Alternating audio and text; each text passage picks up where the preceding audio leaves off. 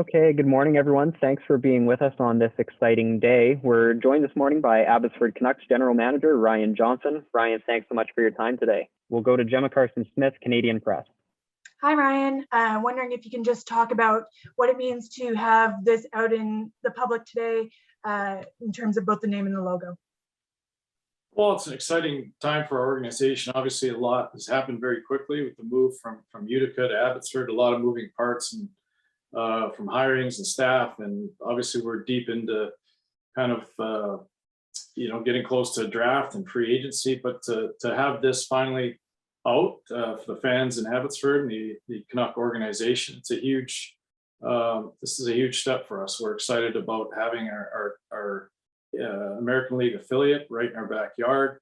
And I think we've spoken very often about the benefits of that, but it's a great step for our entire organization.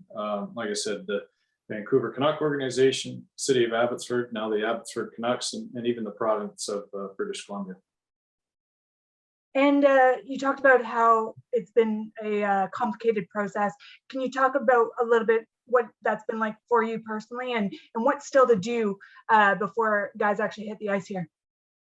Well, there wasn't really, as we made the decision kind of later in this season to make the move to Abbotsford. Usually there's a little bit of downtime at the end of the season, but as obviously we've transitioning a whole organization from upstate New York out to the Fraser Valley creates its challenges. Well, a major part of that was establishing what of our staff was going to be able to make that move and who couldn't, and then a hiring process from there. Obviously, we've got front office decisions and things to make. We've got to basically reconfigure a building a little bit from a business standpoint and from operationally, from a dressing room and all these things. And so obviously there's been so many moving parts. I think the organization has done an outstanding job of prioritizing these things and getting them done as fast as we can. And in saying that, we've got a hockey team to build at the same time. AHL free agency starting on July 1, and with the draft and expansion, and obviously NHL free agency starting on the 28th. A lot of moving parts for the organization, but everybody's extremely excited about it. We'll go next here to Patrick Williams, NHL.com. Hi, Ryan. Thanks for doing this. Free agency is about 2 weeks away. Trying to restock the club. You want to make a good first impression, obviously, on the fans in Abbotsford. What do you think you might try to target in terms of building a veteran base there for the roster? Well, I'm always big on a competitive environment. It makes for a strong organization. So whether we've got our team up top and our depth below has to be pushing. We have to have people below the line that hold accountability. It makes for a stronger organization.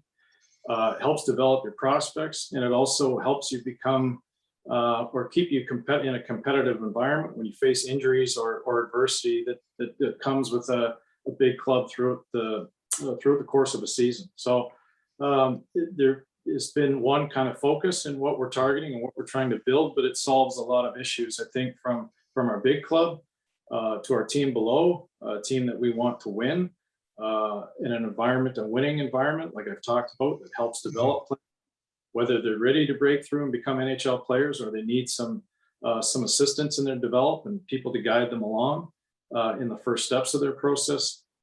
We've got a really key focus on what we're trying to accomplish coming up here, and I'm extremely excited about it and that the product that we will put forward in Abbotsford. And then the follow-up to that is, obviously you're in the West now, but you're going to be a little bit far removed from some of the other teams in the division. How's that going to change some of the dynamics for the team as opposed to being in Utica where everybody was close by, but you were far away from the parent team? Yeah, it does. Obviously, there's going to be more travel involved. We've had years in Utica where we had, anywhere from a dozen to 15 hotel nights the entire season. But within that, with the proximity, you do end up with a lot of 3-and-3s or 3 games in 2.5 days, traveling 3-4 hours throughout the night. And so I think we're going to have more overall travel. I think we will have less of a grind schedule-wise, 8 less games. I don't think people understand how much that can affect the schedule from 76 to 68. So I think is there obviously our proximity to our division, are we spending more time on an airplane or travel? First look at the schedule and what it could look like is not as daunting as I thought it may be. And so there's differences. I don't think one is necessarily better than the other, but I'm excited about, like I said, the lesser amount of games makes such a big difference. So when you're piecing together a schedule, I don't think we will lose as much practice time as I anticipated, which for me is as important as anything in the American Hockey League. And that was the one thing about, like you said, playing in the East is you spend a lot of time back in your own bed, which allows you to have quality practices. And that's very important to me because I'm all about our resources, what we're able to do throughout a long week of practice without our resources, with our skating and skills coaches. So I'm encouraged. There is going to be more travel, but less games, and we certainly will make it work. We'll take our next question from Daniel Wagner with Vancouver is Awesome. Hi, Ryan. Just wanted to ask about the role of the Sedins. It's been obviously talked about that they will play a role with the AHL affiliate. Do you have any more information about what that role might look like? And are you excited to work directly with the Sedins in this way? Well, 100%. I mean, I was teammates with them from 2008 to 2010. They're friends, people that I highly respect, regardless of what they accomplished on the ice. And we can speak about that for days. I respect them even more as people and how they treated people. And I say all the time, it's my responsibility to create a culture and environment and resources that help everybody, not just our players, but our staff become better at what they do.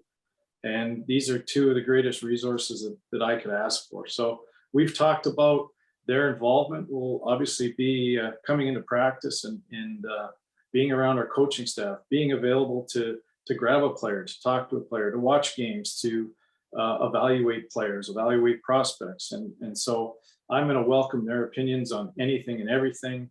And I'm excited just to get back in a room with them, talking hockey, talking people, talking about a process and culture that they know is very important to me.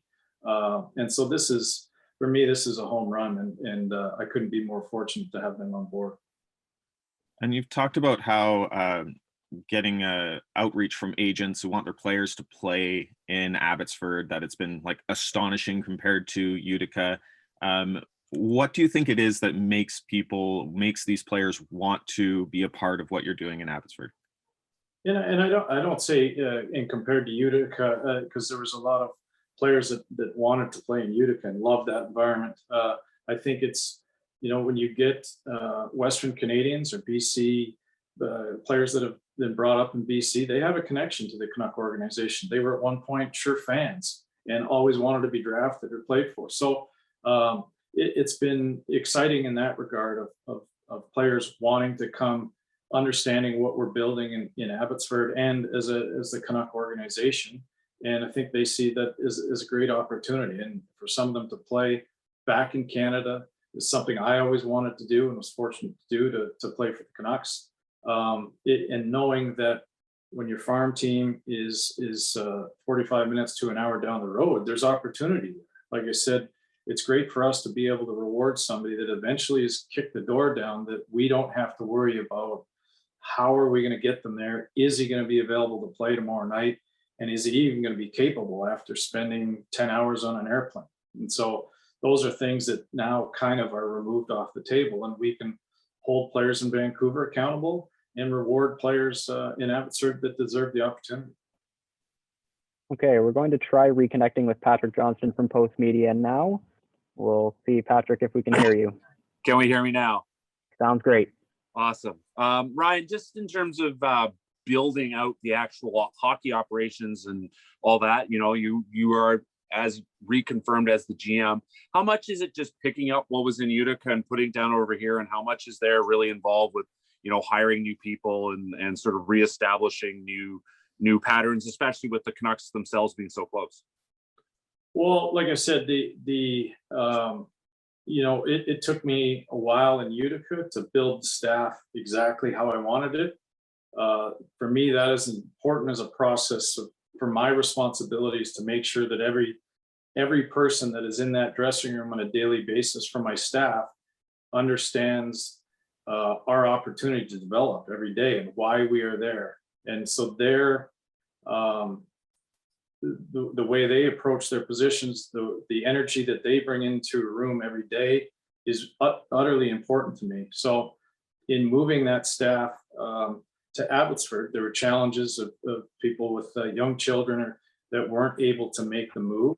And so that was an important first step for me, was how do I replace these people with people that I know are going to continue and understand what our culture is about. And so it's not something that was easily done. We put a lot into it. We were diligent in who we were bringing in and why we were bringing them in. But I feel, hopefully by the end of this week, you guys will be aware of who those people are. But, like I said, I talk about resources. My coaching staff is the biggest resource I have in player development, and the job that they do, I feel incredibly fortunate to have them, most of them coming with me to do this, because I wouldn't want to do it without them. That's how good they are. And so it's been, Patrick, there's been a lot that's gone into this, and we still have a little bit more work to do, but it hasn't been as easy of just picking it up and putting it down, and also understanding we're in a new environment, we're in a different market with a different expectation, and we're all extremely excited about that. And just looking at last year, such an unusual situation, the dual affiliation, were there things you learned from the Blues that kind of said, hey, that's interesting, I'm going to steal that?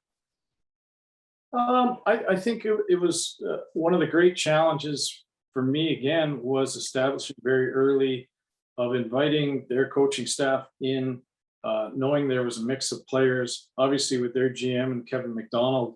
It was a challenge for me in the sense of my one major accomplishment in order to get the utmost for the Vancouver Canuck organization and the St. Louis Blues organization was creating one team. And you can imagine how much of a challenge that would be, just throwing staffs together, throwing players together. And it was more than just a delivery of, hey, this is what we want to do. We really had to spend a lot of time nurturing that and making sure that everybody that came in that wasn't a part of our staff had a responsibility. We had to go out of our way to do things to, how do we make these players that understand they're coming into our organization, all our culture, how do we make them feel like they're absolutely a part of this just as our own? And I felt like we accomplished that very early. I told our group after our last game in the dressing to watch them 10 days in, have a Vancouver Canuck player get a hit from behind and having a St. Louis Blues player come over to defend them. I felt like as a group, as two organizations, we did a great job. Our coaching staff did a fantastic job of bringing these guys in. And that was a huge accomplishment. And I think of Patrick, if we hadn't played that season, or for some reason the AHL hadn't happened for both organizations, what we would have missed on would have been immense. And you saw players develop and players grow on both sides and go up and have impacts on the organization. So it was an incredibly successful season, in my opinion, in a very difficult time. Okay, we have one more hand raised at the moment, and that's Chris Faber from Canucks Army. Hey, Ryan, I wanted to ask, obviously, with the movement now to Abbotsford, there's going to be a lot of player changeover. Is this monumentally different than what it is in a normal year where you're just bringing back players to Utica in the past few years here? Maybe a little bit. You're always faced with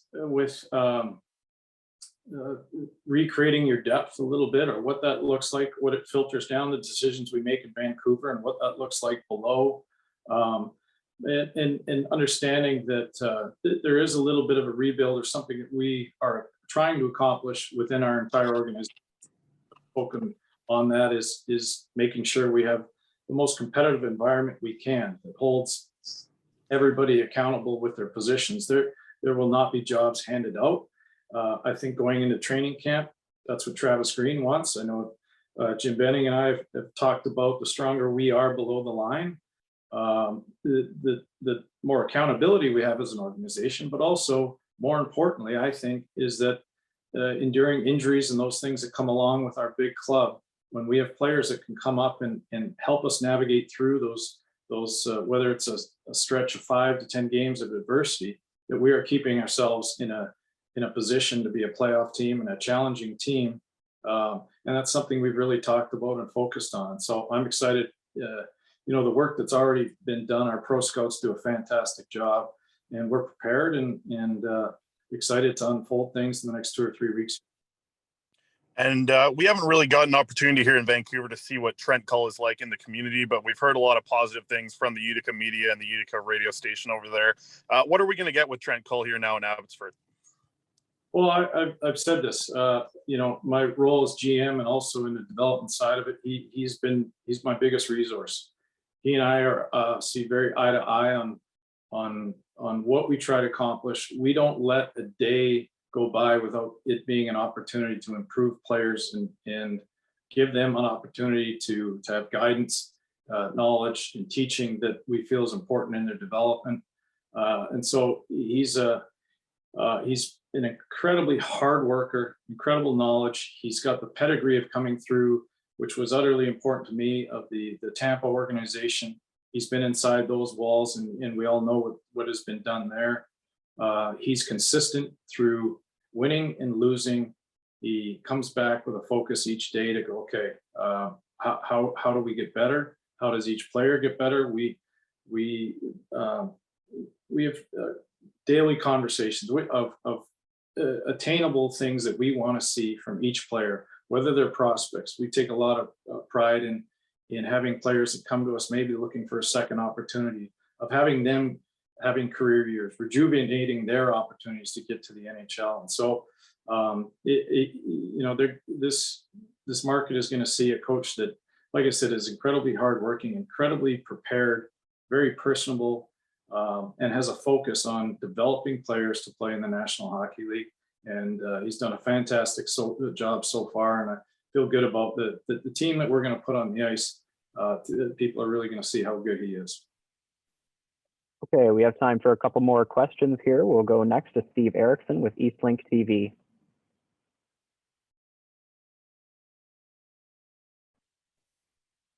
Steve, I believe you're just on mute there. Now, there. Thank you very much. Sorry, Marcus. Good morning, Ryan, and congratulations on your appointment and all the success down the road. I know success is imperative for you. When you look at your career, you've played over 701 games exactly in the NHL. You know the success for the communities that you've played in growing up playing minor hockey. Even in the Stanley Cup Finals, we had young players, or players now, adult men, playing in the National Hockey League from various communities, whether it's Anaheim Lake for Carey Price or Brendan Gallagher from Delta. How tough will it be, or will you approach the community to get the young minor hockey players involved in your program to teach them what the game's about and develop future players for the game? Well, it's utterly important, and I understand that we're only as good as the strength of our community and the support. And how you do that is you make eye contact with people. You're in the community, shaking hands. You make the community feel a part of your organization, and it's amazing what you do of drawing young fans in the building. Young fans draw on their parents, and young fans get people involved in the game. So it's something that we heavily focused on in Utica, was making sure that we were part of community, engaging these fans, and suddenly utterly important in Abbotsford to build a not just a flash in the pan fan base, but something that lasts a long time. And I think that's something we will focus on. We will have community involvement with the local hockey program that is obviously a very good one as is. And anything we can do to support that, or support the people of the community, that's going to be of the utmost importance. And something that we talk about even in the dressing room is you play for your family, you play for the name on your back, you play for the love of the game, but you also play for the community that you're in that supports you. And it's important to us how we treat them, and the professionalism that we have around them when we are in the community is utterly important to me, and something that we'll obviously be focused on. And as you know, lastly, as you know, today's amateurs are tomorrow's pros. If you can give the young hockey players of today one bit of advice to follow them in their career, what would you give them, and how would you tell them? Well, I mean, if you're talking youth, it's a very open-ended question. I could probably go on and on, but I think, you know, we live in an environment where we want immediate gratification all the time. And that's not necessarily the case, but to observe people around you, use your resources, use your coaching staff. It's important to listen to the people around you, that the people who've been through it, and your work ethic at the end of the day, a never quit attitude, what will reward you at the end of the day. The NHL is not full of the best players in the world. It's full of the players that would never say no, that found ways to adapt themselves. There's a lot of players in the NHL that just scored 15 goals everywhere they were, every level they went to, but they eventually found a way to score 15 goals in the NHL too. And that's not being the most skilled. That's being somebody that was ruthless and diligent in their work ethic and never said no. Okay, we have time for one last question here. We'll return to Daniel Wagner with Vancouver is Awesome. Ryan, Canucks fans haven't had a chance to watch a lot of their prospects in person because of the distance between the affiliate and the organization. Are there prospects that you're excited for Canucks fans to see in person, where they might see something that they would otherwise miss if they just see a highlight or see a player's point totals? Are there prospects that you think the fans will get a better picture of who they are and who they could potentially be? Yeah, we don't have a lot of, I would say, new prospects coming in as far as first year pros, but I think we've got some players that I don't want to single out, because I think all of them have a chance to come make our hockey team in Vancouver. So to know who exactly may end up in Abbotsford at the end of the day, not sure. But I think for our fans to be able to see the daily progressions, the game-to-game progressions, to be able to understand that putting up points or not putting up points in the American League isn't the be-all and end-all of the development process. There's a lot of players that evolve that eventually put up points but don't form the identity to become National Hockey League players. There are some players that maybe not as productive offensively in the American League, but you can see that they've got certain aspects to their game that you automatically know are going to translate into the NHL. So it's not just as simple as, well, who's producing points, they've deserved a shot. There's a lot more to it. And I think as our fans are able to see game in and game out, they'll have a better ability to identify that, as opposed to when we were cross country and maybe seeing highlights or just seeing stats on paper. It doesn't always do it justice. Thank you. Okay, that's all the time we have for today. Our thanks again to Abbotsford Canucks General Manager Ryan Johnson for joining us today, and thank you to everyone else for being with us as well. Take care.